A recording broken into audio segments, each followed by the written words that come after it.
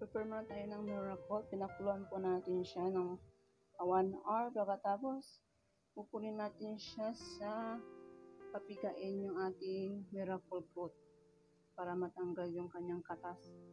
Pagkatapos guys, isalang ko siya sa isang pila para lalo siyang maging malinis. Ganyan po yung ginagawa nila para maging malinis po kanyang yung katas ng miracle fruits.